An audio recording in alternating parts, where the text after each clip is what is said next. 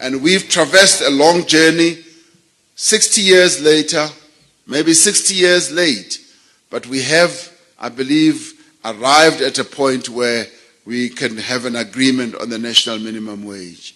There's still a little bit more work to be done, but I think we're almost there. After extensive and difficult discussions, and some of them were quite difficult, I think we're almost there. And in the work that they have done, in the commitment that they have shown, the differences that the partners have overcome, these constituencies have laid a very solid ground for an enduring partnership to fundamentally transform our country once this is finalized. Through their efforts, through their determined efforts at the network level, a new social compact is taking shape, it is taking form, and it is a social compact for decent work. But it is far more than that. It is much more than that, for when more people have decent employment in our country and are better able to pursue sustainable and economic growth, decent work improves incomes, which wage earners and their families will also then be able to spend in the economy. And in a way, it is like money doing a round trip. It gets into the pockets of working people, it comes back into the economy, and when it comes back into the economy, it leads to companies investing more as productivity goes up, as more goods are produced, as there is more demand, and the economic wheel then keeps turning and turning to the benefit of all. Yes, it should be to the benefits of working people, to the benefits of the government, to the benefits of enterprises, and this will also benefit small, medium enterprises.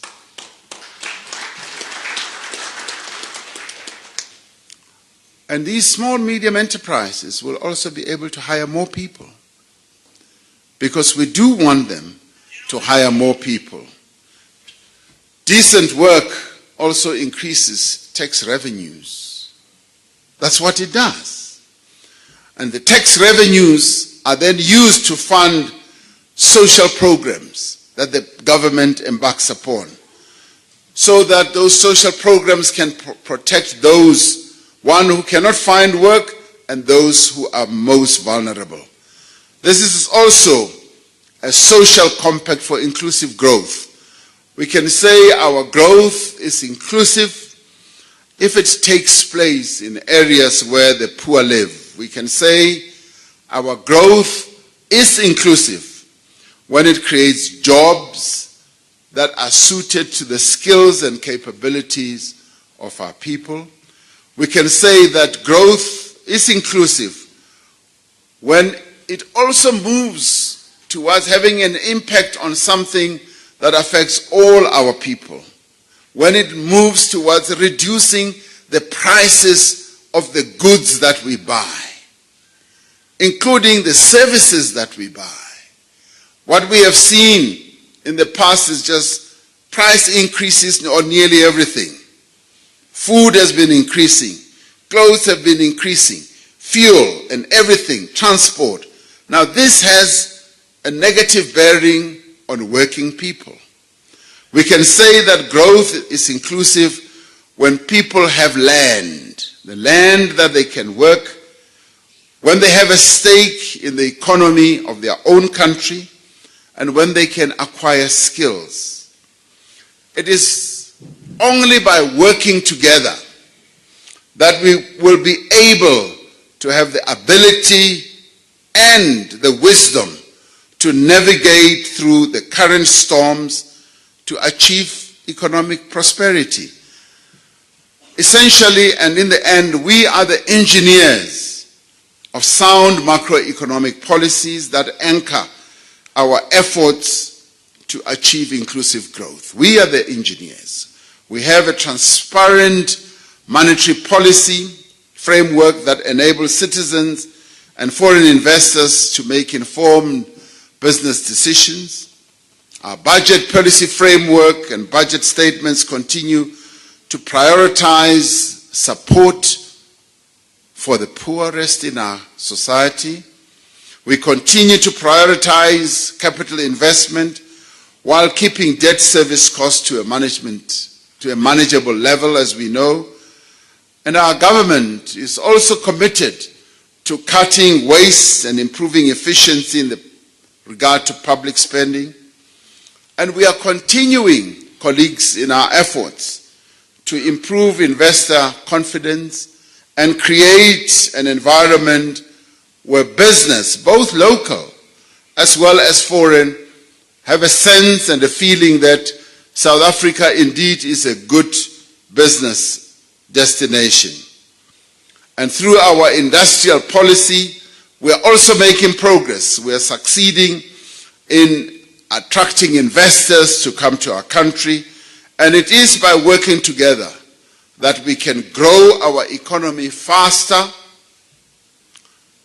and employ more people. It is only when we work together.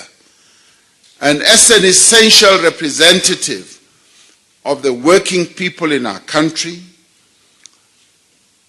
and as a valued social partner, but also as an agent of economic and social change, your federation, Mr. President, needs to play a leading role in ensuring that we have this social compact. It needs to continue to be a force for unity within our labor movement and a force for progress across society. That is the responsibility that Fedusa has. You are a very key social player within the social partners landscape in our country, and you cannot escape that responsibility. You cannot abdicate your role. Your voice needs to be heard. Your actions need to be seen. What you achieve needs to be clearly broadcast so that everybody can see what you stand for, your value system, what you want to see South Africa becoming is something that you need to propagate as Fedusa. Fedusa is an important role player in South Africa. If you ever thought that you are not an important role player, today you now know how important you are. And I hope you never thought that you would play a role under the bushel, the biblical bushel, if you remember what your Bible says. It says, you must never put your light under the bushel. Do you remember that verse in Matthew? Now I can see many eyes are going like that because you don't remember it. Mr. Jabu Mabuza here does not know that verse. You know that verse. Okay. Now this Congress is a testament of the role that Fedusa has to play in helping to craft and to chart a new path for our country. It is a testament of your own commitment, not only to advance the interests of your own members, but to struggle tirelessly for a better and a brighter future for all the people of South Africa. That is the role that you have to play as Fedusa. Just to recap, the role you have to play is to help us forge this compact I've been talking about. And it is a compact that is going to help catapult our country forward. Already we can see great shoots of this, green shoots of this compact Many people have often said, don't talk to us about a compact. But we can already see the green shoots. Many social players have played a key role in warding off the downgrading of our country. But they didn't rest there. They decided that they are also going to play a key role in making sure that they address some of the economic challenges that our country is facing. Investment in our country, and that is happening because social partners have decided that we must work together to create a climate and an environment in which investment can happen. Working together, these partners have also put together an Invest South Africa facility where the regulatory framework, the bureaucratic logjams can be removed. Business and government working together. The job creation efforts for young people are now happening. Today and on Sunday, we're now going to address the labor stability issue. We're also going to address the minimum wage issue. And across the breadth and the length of our country, we want everyone to join in to put together this compact. And what is this compact about? It is about moving our economy forward. It is about ensuring that South Africa becomes a wonderful destination for investment. It is about youth employment, addressing it not only by words and just talking. It is addressing it practically, making sure that young people are physically brought into a job situation where they can work. It is about doing that. But it should also be a compact about all of us as South Africans working together to build this compact to increase accountability. That we must know that we should be accountable to one another. That is a compact that we must also have. It must be a compact about increasing transparency. We must increase transparency. It must also be a compact about increasing the levels of excellence. We must also have a compact to have good performance in wherever station where we work as South Africans. We must have good performance. We must be South Africans who know that we perform well at everything that we do. We must be South Africans who are at the top of their game. As we wake up in the morning, we give our best performance, excellent performance for everything. That requires a compact as well. But we must also be a compact about getting things done, implementing our decisions. It must also be a compact against corruption. That is the type of compact we need. We must be decidedly against corruption, against poor performance.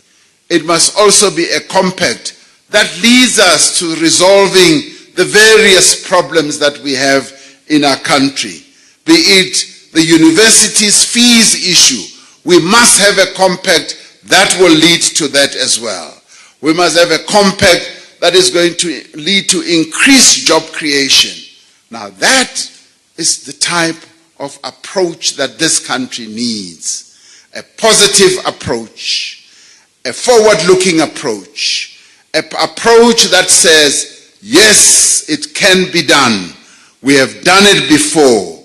We've been here before. We've solved the most intractable problem in the world. We did it as South Africans, and we're going to do it again. That, my friends and colleagues, my comrades, is the type of South Africa that we are. And gladly, we are not being asked, to reinvent the wheel. We are not being asked to do something that has not been done before.